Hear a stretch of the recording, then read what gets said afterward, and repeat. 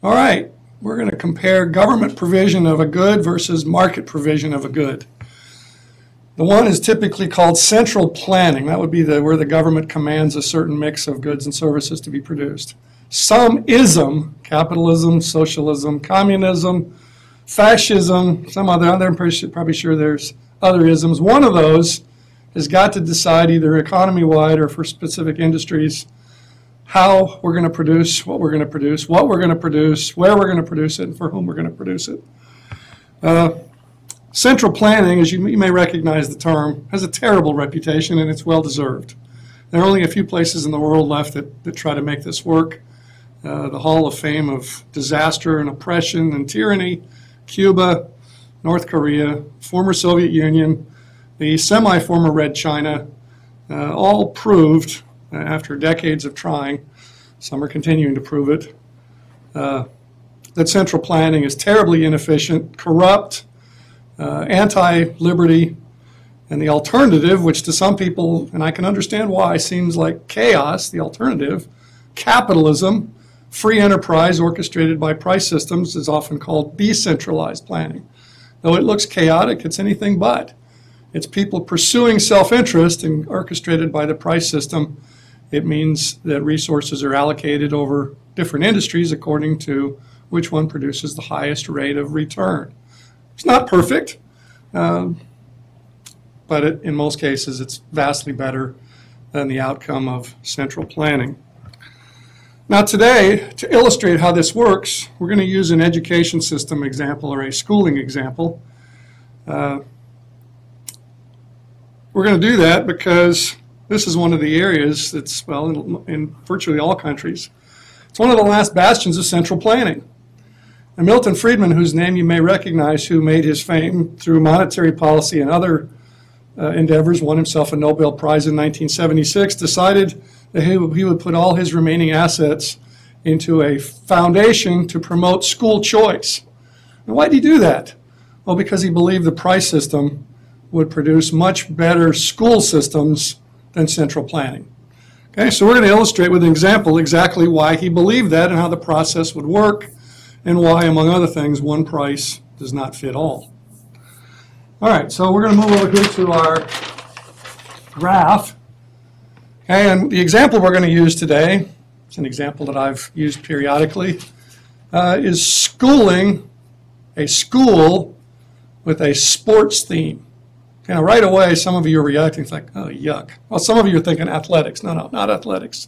Schooling with a sports theme means that we're going to engage the sports nuts out there in reading, by reading about sports, by writing about sports, by doing math calculations and statistics about sports, by learning about social studies, by learning social studies, by discussing sports governance, the leagues.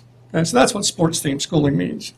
And again, as some of you have already thought to yourself, you think, oh, yuck, why would I ever send my child? Why would I ever want to go to such a thing? Well, maybe you wouldn't. That's exactly why people like Milton Friedman believed in school choice. Things that would engage some children in going to school and in their studies and cause them to learn reading, writing, and math and other things would be an absolute disaster for other children. So it has to be a school of choice.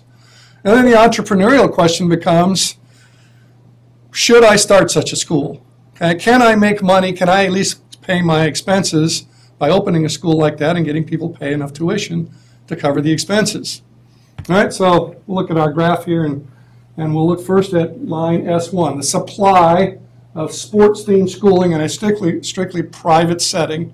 Okay, so some entrepreneur has thought to himself, my kid goes nuts when he watches the sports on TV at night. When he's watching sports or the sports news. I bet that's a way to engage children in learning, some children at least. My daughter hates sports, so it's got to be a school of choice, because if I sent my daughter to a school like that, she wouldn't learn a thing. But if I send my boy to a school like that, he'd probably break down the door every morning to get sent to school. He'd probably forget about the bus. He would just sprint to school. He'd be so excited to spend his whole day thinking about sports, and we'd sneak the math and all that stuff in the back door. And a year later, he'd realize, wow, I learned a lot, and all I thought I was doing was having fun with sports. All right, so this person who's got some entrepreneurial inclination in his blood the stomach acid needed to put your personal assets at risk on what you think is an idea is the beginning of the process. Okay, that ism called capitalism is somebody has an idea that they can think they can at least cover their expenses on and maybe make themselves wealthy. All right, so based on the opportunity cost of producing the good, here's the supply of the good, S1. All right, and so this person says, I can't make anything go for anything less than $6,000, so what am I going to charge? Am I going to charge $7,000? See another thing, that number that'll come up a little bit, $7,400, something in between. How about $8,000? I'll try $8,000. So he advertises his school at $8,000, and by golly, out of sheer luck, and for the sake of a simple example, he discovers that the school that he built with 200 seats exactly fills up at $8,000. If he charged more than $8,000, now the quantity demanded would be a little bit lower, right up here. Quantity, he could supply a little bit more, but he'd have excess seats, and so the market system drives down the price when that's the case. If he charged less than $8,000, he'd have more demands for seats than he would be willing to supply. There would be a wait list. But he lucks out, he sets the price at $8,000, and he gets exactly 200 qualified students that want to enroll in his school, and things are great. The market clears. In other words, quantity demanded and quantity supplied are exactly the same. And things are great for this individual who at this school until other people read about his success. And they say, wow, I could start a sports-themed school. That's not that hard to do. He's making $8,000 a pop. Do my math, do my due diligence. My expenses would be less than $8,000. I could do that. So part of the price system process, the second stage, is after somebody gets an idea that looks like it's successful, right? They're making money producing that product. Copycat entrepreneurs get into the ballgame. Okay, see, that's our S2 line. Gradually, folks will enter based on the attractiveness of this $8,000 price that they're getting. And as they expand the amount of sports-themed schooling available, the supply in our graph shifts to the left, and it stops here at S2, the red line. Why does it stop there? Why is the new equilibrium price at $7,400 for this particular type of schooling, math, reading, writing, etc., taught through a sports theme? Because based on the availability of inputs like teachers and buildings and other materials, the minimum cost of producing this type of schooling is $7,400. And by cost, I mean all costs, implicit and explicit combined. So market entry will occur. More of these sports-themed schools will become available until the price drops to the level just barely necessary to cover all of the costs of schooling. So this initial entrepreneur makes his big bucks at the beginning. Okay, he gets $8,000 for a while until the news spreads. It says he's making big bucks selling this kind of schooling.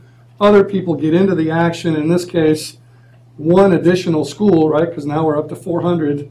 Okay, so another school opens, and now that there's two schools available, the market clearing price at which the quantity demanded is equal to the quantity supplied is $7,400. Okay, let me again explain about the $7,400. Okay, in this case, that's the minimum cost, explicit plus implicit, the minimum cost of producing this level of schooling. If it was some other kind of themed schooling or some other sort of pedagogy-based schooling, the minimum cost might be higher than $7,400 or a little bit lower than $7,400. And that's important because it means one price does not fit all. Okay? The market has to be free to find the price level at which costs, explicit and implicit, are just barely covered.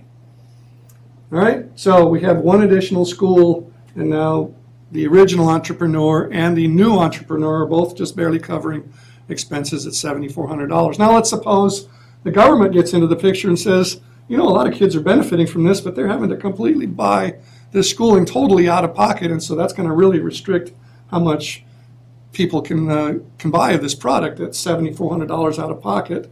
So let's try tuition vouchers, right? Make the existing subsidy for public schools portable between private and public schools. What would happen? I'm fumbling a little bit here with my sheet because I'm going to go to another graph that will allow us to show what happens when we introduce subsidy portability. Could be a tuition voucher. Most of you are probably familiar with that term. Could be an education savings account where the government provides a certain amount per year that can be spent on schooling, but anyway, the person would like to do that. Nevada has recently passed a universal education savings account bill. It could be tuition tax credits. Those are the three basic ways: vouchers, tax credits, and education savings accounts to make the K through 12 subsidy portable across different kinds of providers. All right, so we move to a little nastier looking graph, a little more colorful too. We have the original two lines on here. Okay, the $7,400 here is our starting point before the voucher is created.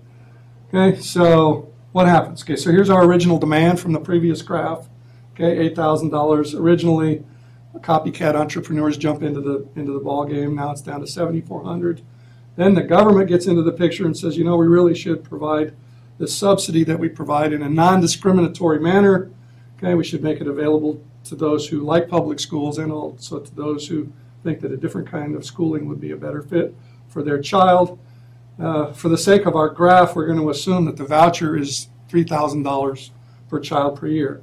Of course, that doesn't, in the real world, that wouldn't level the playing field very much between public schools that get on average nationwide $13,000 worth of funding per child per year and private schools. But I'd have to have my demand way off the chart. In fact, my right hand may now be off the video screen.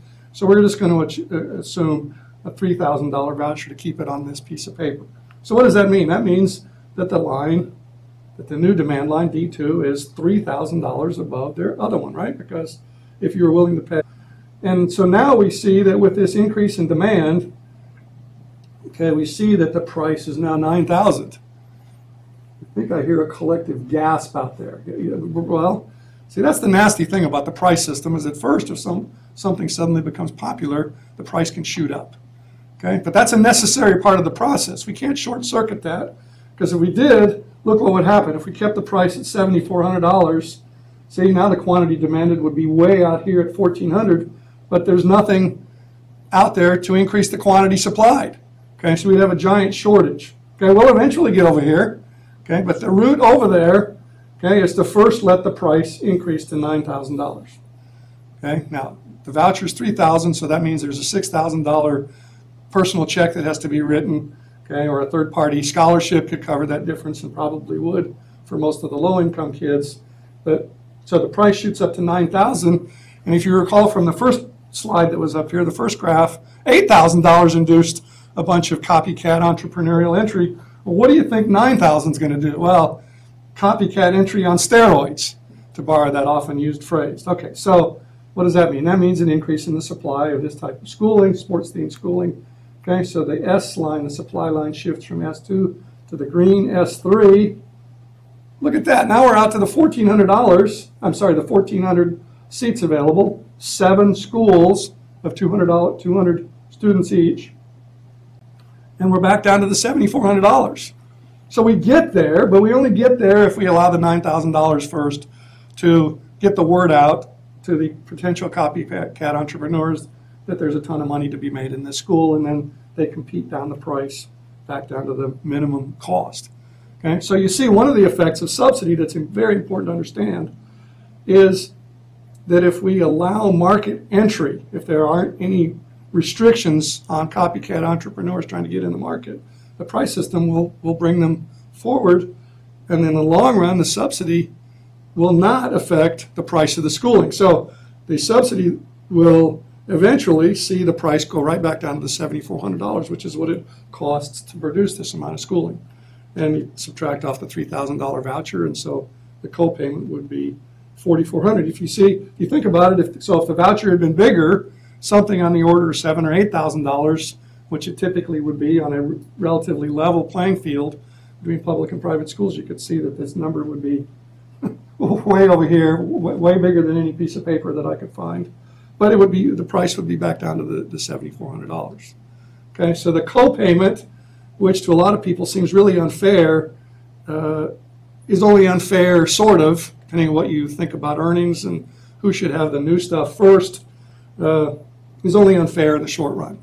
And it isn't all that unfair either, because the schools that, the charities that now underwrite the potential losses of private schools and charter schools. They wouldn't have to do that anymore if there were co-payments. What they would do would be to provide scholarship to low-income families. Okay, so this co-payment, allowing people to share in the financing of tuition through their private money or through scholarship money, massively increases the amount of alternate types of schooling, schools of choice, that's available. So there's a much bigger menu to choose from if we allow the copay. If we don't allow the copayment, two really bad things happen. One, the aforementioned shortage, okay, that persists if we just cap the price at where it starts out at, or heaven forbid, even lower than that. And the other terrible thing that happens if we have those kind of shortages erode quality. Not a whole lot of people have thought about that. It's one of the few things that economists agree upon, right? Never mind the jokes about if you put all the economists together, whatever, they wouldn't agree on anything. That's true for a lot of things. But one thing they do agree on is if there are persistent shortages, wait lists for things, it's easy for businesses to cut corners and get away with it and still sell all that they have to sell.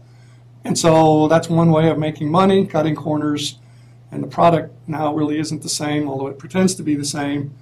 And what happens if quality starts going down? Scandal. And that's been happening in some areas of schooling where there are limits on what people can pay, and like charter public schooling. There are persistent shortages, and so now there's been corner cutting. And Milton Friedman predicted that. He said that if we limit what things can cost, that empowers businesses in a way that we would not otherwise have with a regular price system, and the charlatans, as he put it, would come out of the woodwork, and we would see scandalous behavior. All right, so again, just to go over all of this, somebody gets an idea, they test it out, they find out, oh wow, I can make money on this. The copycat entrepreneurs jump into the game, okay, and that process finds what it actually cost an efficient producer to do that, $7,400 in our example. There's more available than had been originally planned. That drives the price down. Then if subsidy is introduced, that increases the demand. Okay, that increases the price. That induces more copycat entry, S2 to S3.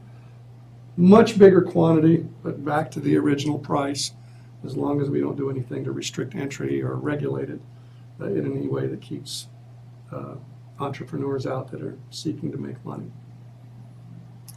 Appreciate your attention.